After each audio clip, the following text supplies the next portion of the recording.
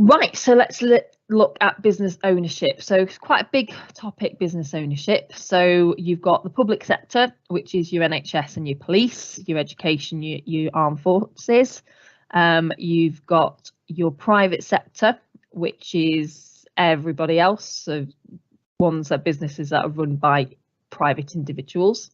So if you needed advice to start up a business, you've got different things that you could go to. So Business Wales, commercial banks, Prince's Trust and British Chambers of Commerce.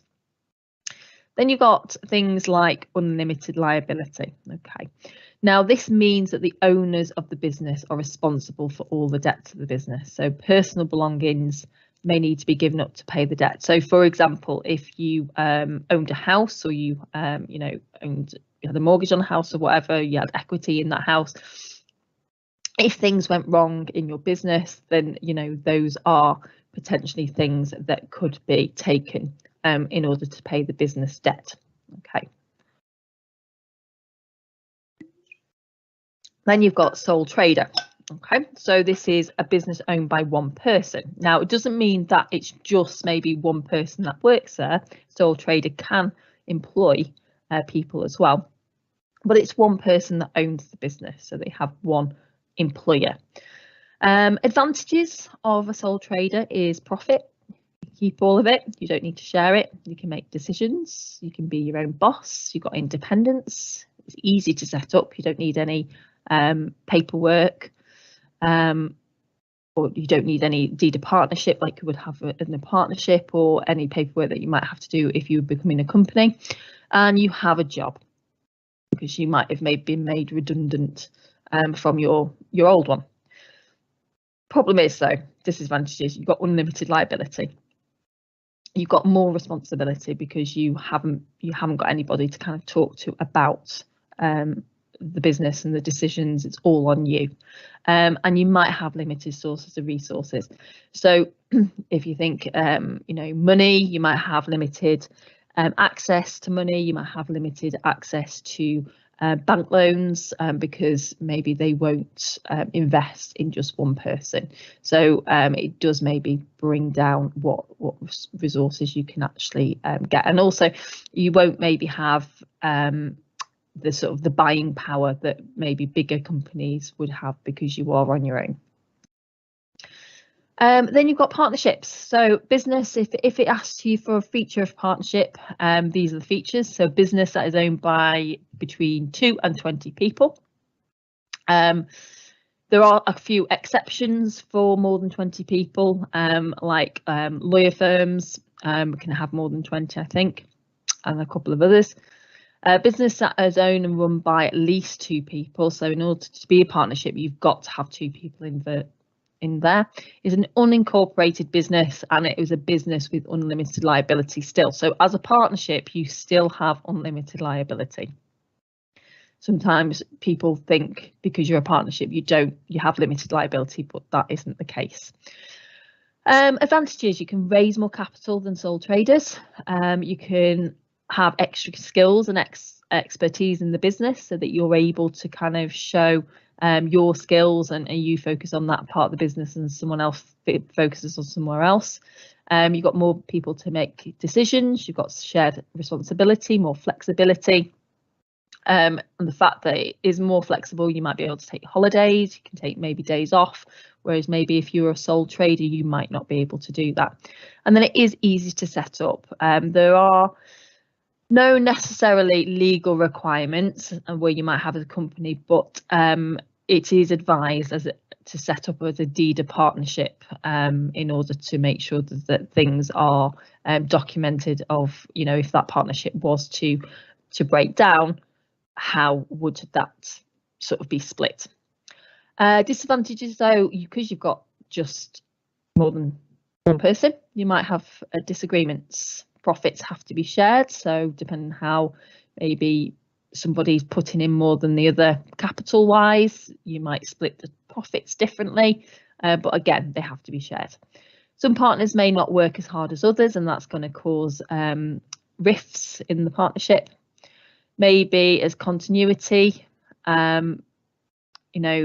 also applies as to a sole trader. So if, you know,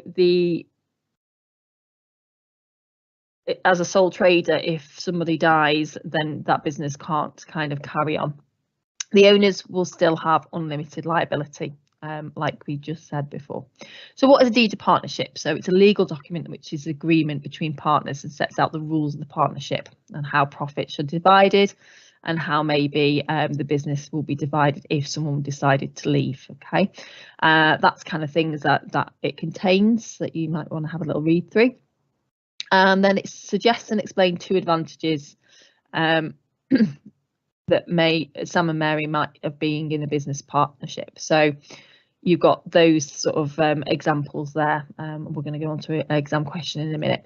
Okay, why move from a sole trader to a partnership? Well, more capital, new skills, new ideas, maybe possibility of specialisation. Ideas can be shared, workload can be shared, avoid needs to employ maybe somebody. The arguments though for forming a partnership, against forming a partnership, is maybe the original sole trader will lose their independence. You're going to have to share your profits. You're going to have maybe disagreements. Decisions potentially are slower, and employing new workers. You know, the sole trader can actually keep control of the company, but as soon as you become a partnership, you don't have full control over your business. Okay, right. I think there's one more, obviously, business ownership. We have to also cover public and private limited companies. So you've got things like limited liability. So this is where the owners of a business are not responsible for the debts of the business. So personal belongings will not be given up to pay the debts of the business. The owners, however, will lose the money they invested in the business if it fails. So if you invest £10,000, that's what you would lose. Your house wouldn't be at risk. You know, your cars or what other assets that you have wouldn't be at risk. So you've got 2 types of companies. So you've got private limited company, and that's an LTD. So if you see that sort of annotation, that's what it means, private limited company. And these are owned by shareholders who have limited liability.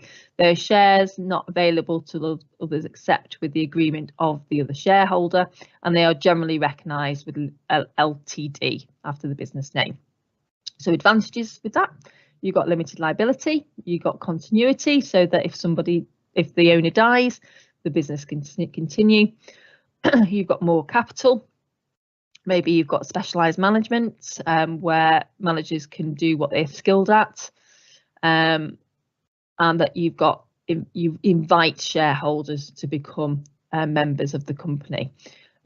Legal procedure in setting up takes time and costs money, is a disadvantage. Having to disclose the accounts, because as a company you have to do that.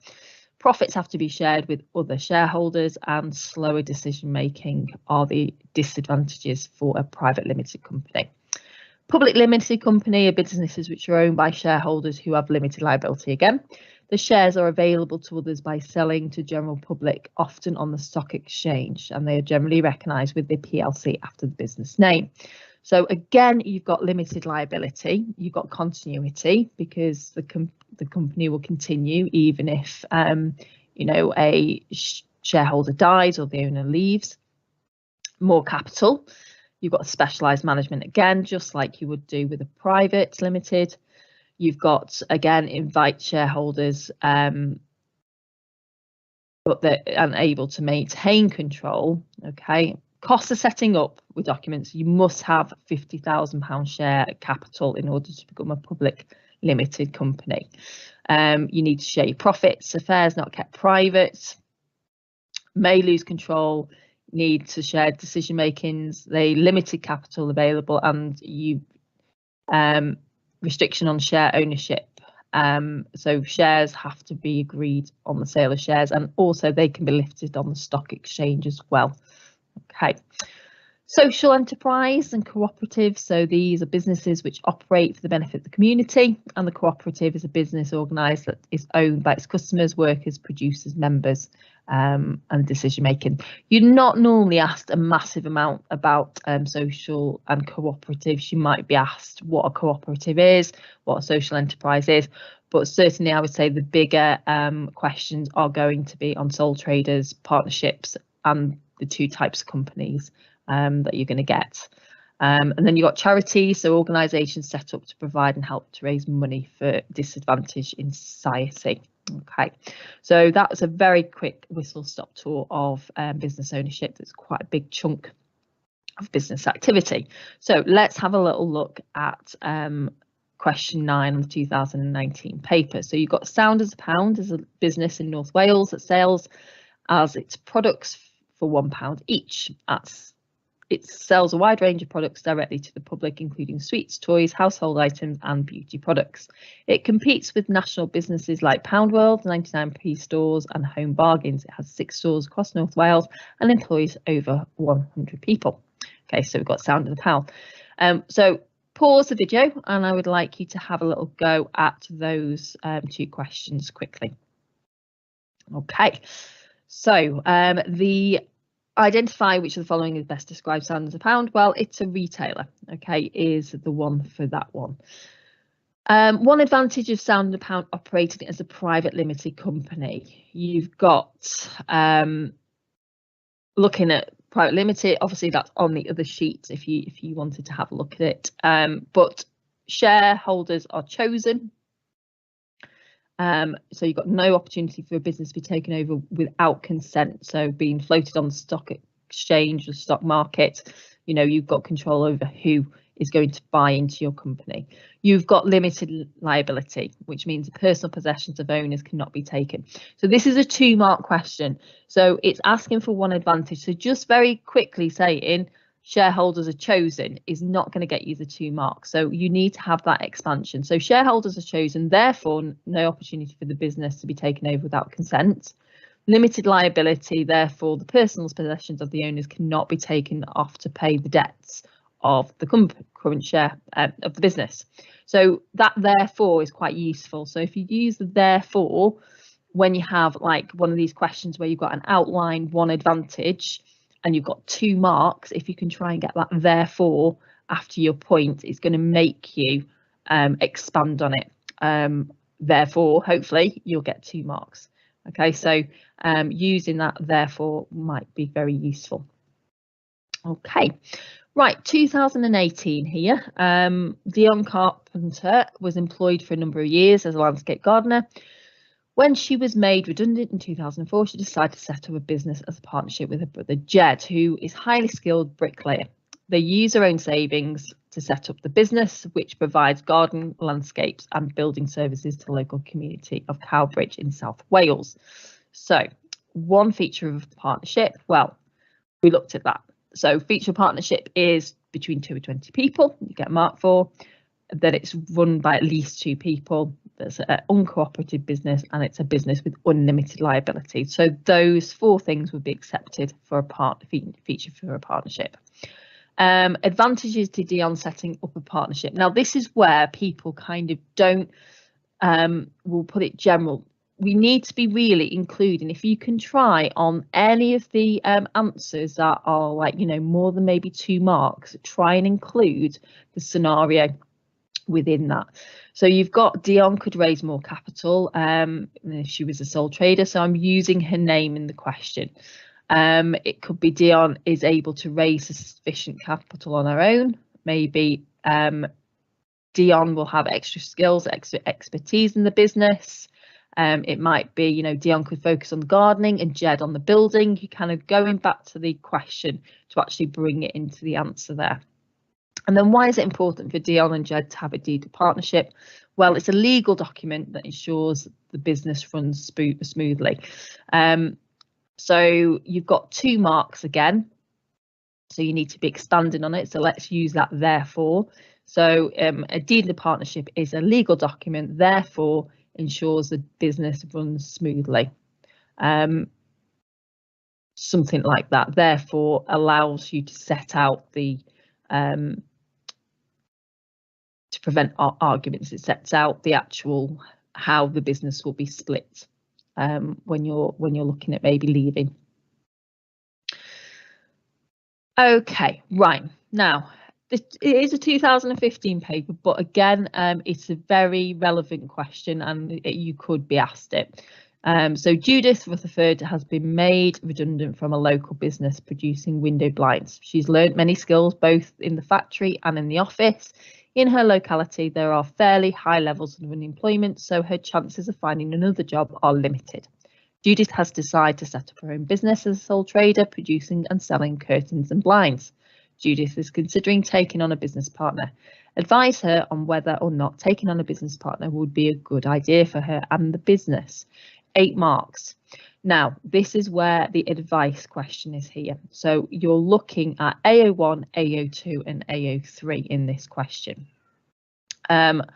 I wrote a example answer. Now, I wouldn't necessarily say it would absolutely get full marks. I think I need to talk about sole trader a little bit more, but it certainly, I think, would score fairly highly. So what I always find with some of the students, some of my students, are that they will bullet point, especially longer answer questions, they will bullet point, or they won't set things out in paragraphs, or they'll not organise their answers properly, therefore they're going to be losing marks, or they don't relate it back to the business itself. And these are things you need in order to get high marks on these 8-10 mark questions. You need to be paragraphing, you need to be spelling, you need to be using grammar correctly, you need to be trying to get as much information in about your knowledge, but also relating it to the business. Okay, so I wrote this answer, to be honest with you, I don't even know whether the grammar is completely correct myself because I wrote it quite quickly last night, but there are many advantages and disadvantages of being a sole trader versus being within a partnership. Firstly, being a sole trader is very easy to set up. Now, this bit here, I'm going to try and write on it, but this Judith has been made redundant from her job and therefore may need to find work quickly because she's in a high employment area. Right, I've taken that from the scenario. So I'm relating my answer to the scenario. This is your AO2. Okay, so this bit here is your AO1. Sole trader is very easy to set up. AO2, I'm bringing in the actual question itself, the actual scenario. This means she can set up a business on her own without needing a deed of partnership. Again, AO1. However, being a sole trader means that all the decisions about the business are down to her. She would nobody to discuss ideas with, which would mean she might become quite stressed and overwhelmed with the business as she'd never run a business before. A little bit of AO2 there, because it hasn't said she hasn't run a business. She was in a job, she did some office work, and she also has experience with the blinds and curtains, but she doesn't actually, it doesn't say she has run a business before. So I'm assuming she hasn't, because I would have thought that would have said it, you know, within the scenario. So AO1, AO2, and the way I'm setting it out, because I'm paragraphing, because I'm bringing advantages and disadvantages, that is also, you know, how you're setting it out is also your AO3. Okay, so this is where, if, for example, on this question, I've got an AO1, I can get maybe 2 marks on AO1, maybe 3. AO2 is maybe 2 or 3 marks, and AO3 is 3 marks or whatever it might be. This is where I'm getting it from. So if you just wrote, let's say, sole trader is very easy to set up, you know, with a sole trader, decisions about the business is down to her. So if I was just writing all the AO2 stuff, the maximum I could get is maybe 2 to 3 marks. If I'm bullet pointing it, again, the maximum I would be getting is 2 to 3 marks, because the AO3 is about how you're writing it. So if you are bullet pointing, you're not going to get very many marks, even though you're showing that you know what you're talking about. So always with these particular questions, write in paragraphs. So taking on a partner would allow Judith to have someone to discuss ideas with. They will be able to help with the day-to-day running of the business. She would find it easier to take holidays and have time off because there are 2 or more people responsible for the business. Okay, so again, it's an AO1 here. You would find if she finds the correct partner that had previous business experience, this is going to give her help when setting up the business from scratch. The partners might be able to specialise in different aspects of the business. However, being in a partnership may lead to disagreements if one partner who wants to take the business in a certain direction. Judith does have lots of skills in her previous job. Again, we're looking at AO2 here. So lots of skills from her previous job. But she might not find it confident to set up her own business herself and may want to share the may not want to share profits. She may also want to find a partner that has experience within the blinds curtains industry. Again, we're looking at AO2 here and bringing in the scenario, and this may be quite a niche area to find the correct partner. Now, with this question here, the question was advise. So when you're doing an advice question, you have to, in order to get full marks or near the top, you've got to have a conclusion paragraph that gives her advice. So overall, I think it would be beneficial for Judith to take on a partner to help her set up the business. Although she has a lot of skills in the office from her previous job, she has not set up her own business. I think, again, we've got sort of AO2 here, haven't we? Previous job, lots of skills, because that's what it did say. She's got quite a lot of skills here. So again, that's a sort of an AO2. Sorry, I'm making this a bit of a mess. I think she should choose a partner carefully. She maybe had a lot of business knowledge. It would also allow her to take time off if she wants to have a holiday. There would be someone to discuss ideas with and someone to share the workload and to make the whole experience less stressful.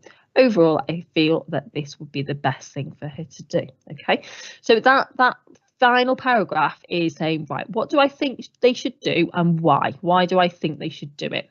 Okay, and it doesn't matter. I could have said overall, I think she shouldn't have taken on a partner and express the reasons why I don't think she should take on a partner. There is no right or wrong answer there. It's completely down to you what you are advising her to do. So, you know, it doesn't matter what your overall opinion is.